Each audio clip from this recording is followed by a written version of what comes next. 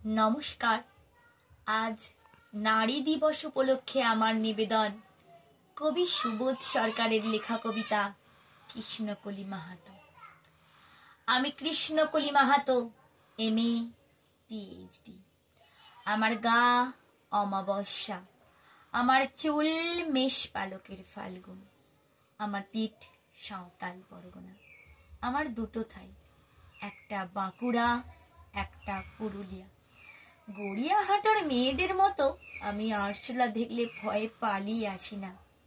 বোমায় বাঁ হাতুড়ে যাওয়া বাবা কতবার আমার বই পড়িয়ে দিয়েছে।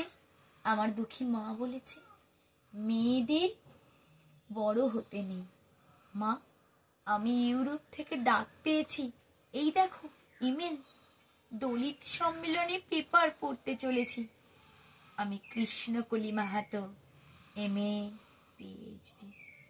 আমি যার কাছে PhD করতাম সেই প্রফেসর আমাকে রায়চকে নিয়ে যেতে চাইলেন। আমি বললাম, কেন রায়চক কেন? উনি বললেন, রায়চকে না গেলে PhD পূর্ণ হয় না। আমি বললাম, আমি আপনার ফ্ল্যাটে যেতে পারি। উনি আঁতকে উঠলেন, না না, আমার বাড়ি না। আমার PhD 1 বছর পিছিয়ে গেল। আমি ফোন করলাম, স্যার আমি রায়চকে যাব। হোটেলের ঘরে উনি আমার মুকুট মণিপুরে হাত দিলেন, আমার সাঁওতাল পরগনার হুক খুলে ফেললেন। হাঁ হয়ে দেখতে লাগলেন আমার বাঁকুড়া, আমার পুরুলিয়া। আমার 2 অগ্নিগোলকের কাছে মুখ নিয়ে এলেন। তখনই চিৎকার, আগুন আগুন আগুন! আমি পারবো না। সেদিন আমার প্রফেসর আমাকে ফেলে পালিয়ে গেলেন। আমি কৃষ্ণকলি মাহাতো, MA PhD। কত কষ্ট করে, কত অপমান সহ্য করে, জঙ্গলে রাত জেগে বই পড়ে আমি এখানে এসেছি। কেউ আমাকে জায়গা ছেড়ে দেয়নি, কেউ কাউকে জায়গা ছেড়ে দেয় না, না পুরুলিয়ায় না কলকাতায়। মা, আমি চেক ইন করে ভেতরে এলাম।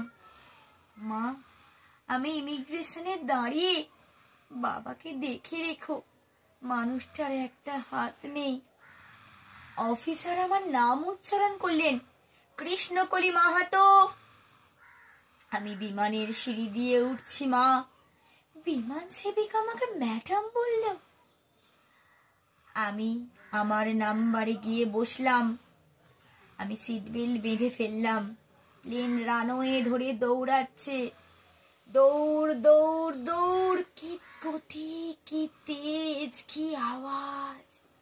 আমার মনে হলো বিমান রানওয়ে ধরে দৌড়াচ্ছে না, দৌড়াচ্ছি আমি আমি আমি আমি কৃষ্ণকলি মাহাতো, MA PhD। নমস্কার।